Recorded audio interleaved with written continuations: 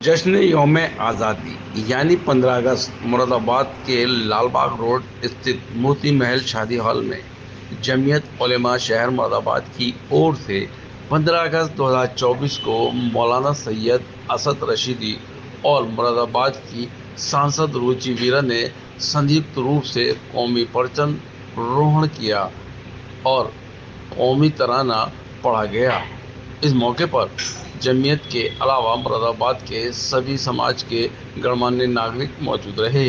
उसके बाद यौम आज़ादी और देश के शहीदों को याद करते हुए जहां शहीदों की कुर्बानी का जिक्र किया गया, तो वहीं आजकल के हालात पर भी तबसरा किया गया और देशभक्ति के तराने भी प्रस्तुत किए गए। प्रोग्राम की सरपरस्ती इमाम शहर हकीम सैयद मासूम अली आज़ाद ने की। सदारत मौलाना मुफ्ती अब्दुल जलील और निदामत के फ़राइज़ मौलाना रहमत अली काज़मी ने बखूबी अंजाम दिए। मेहमान खुसूसी मौलाना सैयद असद रशीदी ने अपना खुसूसी बयान खिताब फरमाया।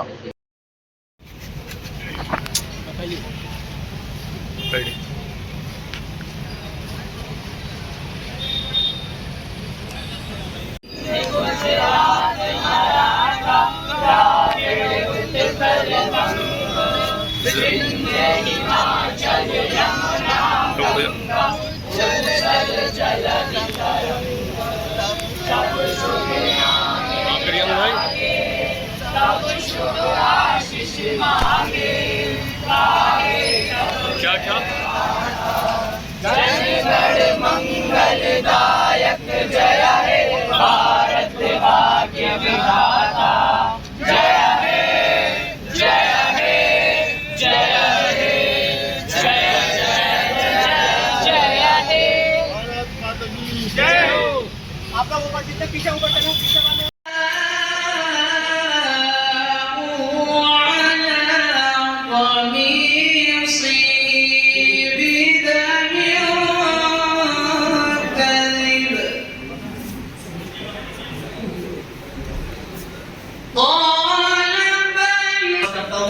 कि हमारे आज के इस प्रोग्राम के मेहमान खुसूसी हजरत मौलाना सैयद असद रशीदी साहब मोहतमिम जामिया कासिमिया मदरसा शाही व सदर जमीयत उलमा उत्तर प्रदेश को गुलदस्ता पेश करके उनका इस्तकबाल करें।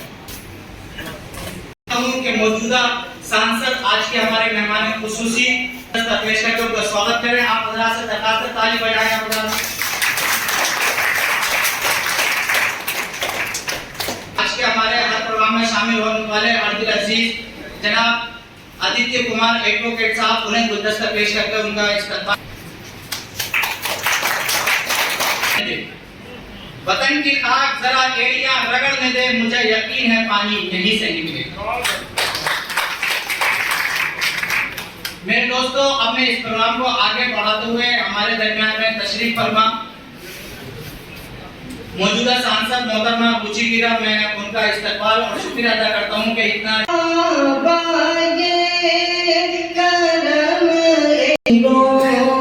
मुझे भी सरकार का दीदार हो जाए, मुझे भी सरकार का दीदार हो जाए। मैं जमीयत उल हिंद के सभी लोगों का, जिन्होंने न केवल मुरादाबाद में, पूरे हिंदुस्तान में या कम से कम उत्तर प्रदेश में जो इस इलेक्शन में अपनी मौजूदगी या अपनी कारकर्दगी से जो उत्तर प्रदेश में इतने अच्छे नतीजे आ सके और भारतीय जनता पार्टी को काफी हद तक रोकने में कामयाब हो सके, उसके लिए मैं आप लोगों का, आपकी मेहनत का, आपकी जो सूझबूझ थी उसके दिल से बहुत शुक्रिया करना चाहती हूँ। हिंदुस्तान हज़रत मौलाना सैयद असद रशीदी साहब कौमी यकजहती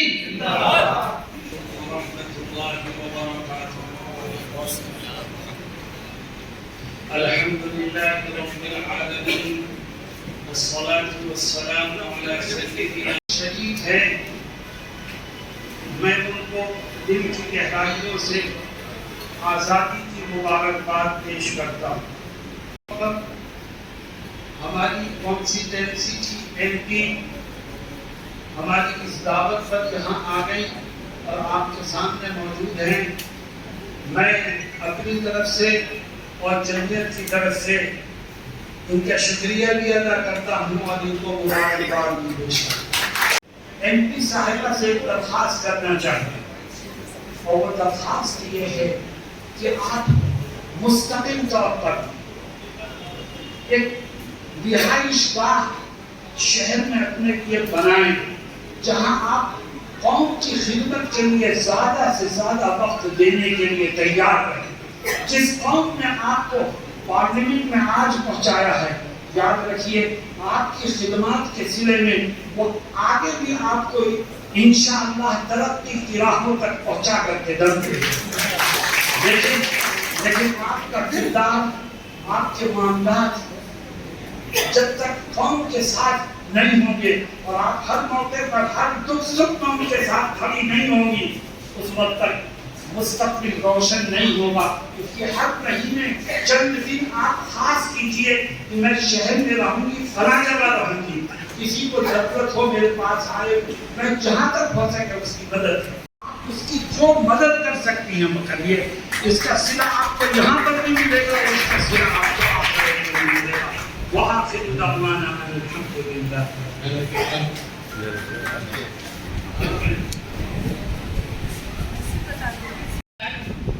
एक तो मैं जहाँ बैठे हुए सभी लोगों को ये बताना चाहती हूँ, घर भी ढूंढ रहे हैं, अभी तो मैं किसी किराए के घर में ही रह रही हूँ यहाँ पर, और सर्किट हाउस में हफ्ते में 2 दिन यहाँ बैठती हूँ। अगर पार्लियामेंट हो सकता है कभी आ पाऊँ या ना आ पाऊँ, लेकिन पार्लियामेंट नहीं रहती है तो कम से कम 2 या 3 दिन, और खासतौर से सैटरडे संडे में यहीं रहती हूँ। कोशिश करती हूँ सब लोगों की जो भी परेशानियां हो, एक ये भी इतला देना चाहती हूँ, जैसे कोई भी अगर बीमार है उसका प्रधानमंत्री राहत कोष के लिए लिखना है, या किसी मरीज को एम्स या किसी और दूसरे अस्पतालों में जैसे बीकानेर में है या चंडीगढ़ में है, अगर उनको दाखिले के लिए भी कोई लेटर चाहिए तो वो लेटर भी हर वक्त यहाँ मुरादाबाद में कुलदीप जी हमारे पार्टी के कार्यालय में बैठते हैं, वो भी मतलब मेरे साइन करे हुए लेटर उनके पास रखे रहते हैं। किसी को भी इमरजेंसी में किसी वक्त जरूरत हो तो वहाँ से वो पार्टी कार्यालय से, पार्टी के जिलाध्यक्ष से, भाई शाने अली शानू साहब से, सब लोगों को ही मालूम है, वहाँ से वो लेटर ले सकते हैं। कोई और परेशानी हो तो थोड़े कागज भी मैंने मोहर लगा के रखे हुए हैं तो वहाँ से ले सकते हैं। मेरा कहने का मतलब ये है कि कोई परेशानी किसी को किसी किस्म की नहीं होगी। और एक बात मैं ये कहना चाहती हूँ कि मंशा और नियत साफ होनी चाहिए। चाहे मकान तो मैं बनाऊंगी ही और देख रहे हैं घर, लेकिन मेरी नियत है, मेरी मंशा है और मैं इस बात के लिए बिल्कुल मतलब हूँ आपके साथ में। और आप लोग ये देख भी रहे होंगे कि उससे पहले भी रहे लोग तो क्या उनके मकान दुकान फार्म सब कुछ यहाँ हो, लेकिन शायद तो उससे ज्यादा आप लोगों के बीच में रह रही हूँ। ये कोई एहसान नहीं कि किसी के ऊपर, ये मेरी जिम्मेदारी है। इस बात को मैं समझती हूँ कि ये मेरी जिम्मेदारी है और मैं ऊपर वाला मुझसे बस अच्छा वक्त गुजरे, जो भी आगे की बात तो आगे की है, लेकिन ये जरूरी है कि इज्जत के साथ आप लोगों के साथ 5 साल रह सकूं और काम कर सकूं। और किसी को भी कोई बात हो नंबर ले लें उनका, शानू भाई के पास सब कुछ है और मेरे जब भी लेटर की जरूरत हो कोई भी मुझे फोन कर सकता है। मेरा फोन कभी कोई पीए नहीं उठाता, मैं खुद ही उठाती हूँ। बहुत शुक्रिया। है ये तिरंगा ऐसा यारो,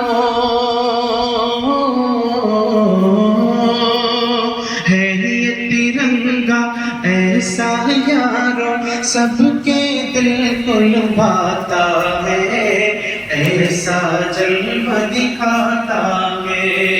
हिंदू मुस्लिम सिख ईसाई सबको नाम सुनाता है। और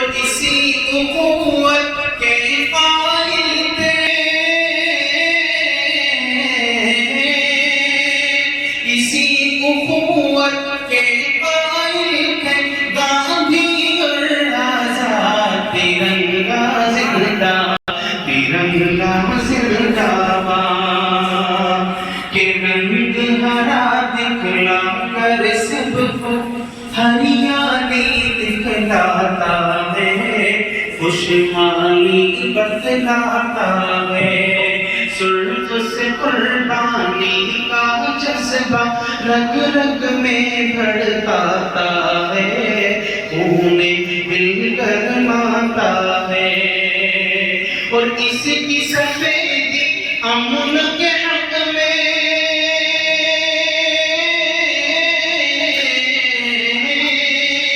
इसकी सफेदी अमन के हक में बनती है खुदा तिरंगा जिंदाबाद। हिंदुस्तान जमीयत उलमा हिंद। संचालक महोदय, मेरी बात सुने थोड़ा सा अपनी भाषण गाया। जब बंधन प्रेम का बंधन, जन्म का बंधन टूटेगा, पी लेंगे हम पानी। उसमें ये कहता है धरती से गगन, आसमान जमीन, आओ वहीं हम जाए। तू मेरे लिए, मैं तेरे लिए, तू मेरे लिए, मैं तेरे लिए। इस वतन को हम बनाए, इस वतन को हम बनाए। पी लेंगे हम पानी, खेल अधूरा छूटेगा जन्म कर दिया। और हम लोग नफरत को खत्म करने वाले, नफरत को समाप्त करने वाले, चाहे सत्ता मिले ना मिले, इसका महत्वपूर्ण है। हमारे दरमियान तशरीफ फरमा है जनाब सैयद मुफ्ती मोहम्मद आजम साहब, हमारे दरमियान तशरीफ फरमा है। मैं उनसे दरखास्त करता हूँ कि वो डाइस पर तशरीफ लाए और अपने ख्यालात का इजहार। इस खूबसूरत महफिल की सदारत कर रहे मैं जलील पूरे मुल्क को देना चाहता हूँ। मैं ये आज़ादी जो हमारे बुजुर्गों ने हमें दी है, इसको बड़े संभाल के रखने का वक्त है। और जिस तरीके से हम इसको संभाल के रखे हुए हैं, ये भी हमें देखना होगा। ये और खास तौर से जैसे यहाँ तलबा इल्म बैठे हुए हैं मदरसे के, जो ये नौजवान बैठे हुए हैं, इनके कंधों पे इसका बहुत बड़ा बोझ है भाई, क्योंकि ये इस मुल्क का भविष्य है, फ्यूचर है। ये फैसला किया जाता है और जमीयत उलमा हिंद का हिंदुस्तान में आज़ादी में बहुत बड़ा हाथ है। और सबसे ज़्यादा अब मैं कहूँगा, अगर किसी ने आज़ादी में कुर्बानी दी है तो मुस्लिमों ने, मौलानाओं ने, उलमाओं ने दी है, वैसे तो सभी ने दी है। लेकिन कुर्बानी सबसे ज़्यादा आज तक जमीयत उलमा जब भी दी थी, और जब से देश आज़ाद हुआ है आज तक हर मसले में सबसे आगे बढ़कर काम करती है। 15 अगस्त का प्रोग्राम हो, 26 जनवरी का हो, कहीं कहीं जलजला आया हो, कहीं कहीं बिजात हुआ हो, कहीं कहीं कोई नुकसान हुआ हो, सबको आपको गले लगाती है और सबकी मदद करती है। ये काम जमीयत उलमा का है, क्योंकि जमीयत उलमा हिंदुस्तान को अपना देश वतन समझती है, अपना घर समझती है और सबको अपना भाई समझती है। और कुर्बानी आज तक मुसलमान देते ही चला रहा है और देता रहेगा इंशाअल्लाह। सारे जहां से अच्छा के गुर्बत में हो अगर रहता है दिल, गुर्बत में हो अगर रहता है दिल, समझो वही हमें भी दिल हो जहां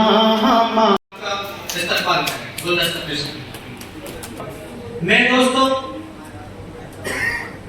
अब मैं इस प्रोग्राम को हजरत आज के प्रोग्राम के लिए क्या कहना चाहेंगे सैयद अरशद रशीद साहब? ये 15 अगस्त का प्रोग्राम है जो जमीयत उलमा शहर मुरादाबाद की तरफ से किया जा रहा है। मैं सारे हिंदुस्तानियों को इस बात की तरफ मुतवज्जे करना चाहता हूँ कि तारीख़ गवाह है कि हम सब ने मिल कर के आज़ादी की जंग लड़ी तो ग़ुलामी से हमें निजात मिली और ये देश आज़ाद हुआ।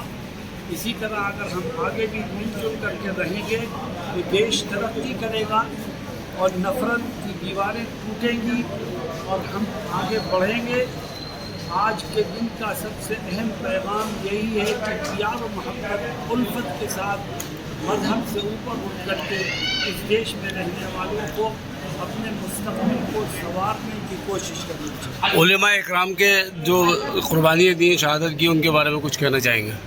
जमीयत उलमा के प्लेटफॉर्म से उलमा इकराम ने देश की आज़ादी के लिए जान मान की जो कुर्बानियाँ दी हैं उसको चंद अल्फाज में बयान करना मुमकिन नहीं है। 150 साल तारीख़ है उलमा की, जिसमें उन्होंने शाह अब्दुल अजीज़ साहब मुहद्दिस देहलवी रहमतुल्लाह अलैह के फतवे के बाद ये देश ग़ुलाम हो गया है, इसकी आज़ादी के लिए जद्दोजहद करना हर मुसलमान पर लाजिम है। उस वक्त से जो आज़ादी की जद्दोजहद में मुसलमान हिस्सा ले रहे हैं तो वो सन 1947 तक बराबर चली आई और इस देश की आज़ादी के लिए उलमा इकराम ने और मुसलमानों ने जो कुर्बानियाँ दी है वो आब ज़र से लिखने के काबिल हैं। और मैं कह सकता हूँ कि जो कुर्बानियाँ मुसलमानों ने दी हैं वो देश की किसी और कौम ने इस तरह की कुर्बानियाँ पेश नहीं की हैं। हम सबसे आगे थे और हैं और इंशाअल्लाह आगे बढ़ेंगे देश की रक्षा के लिए, और देश की तरक्की के लिए जो कुर्बानियाँ दे सकते हैं वो आगे भी देते रहें।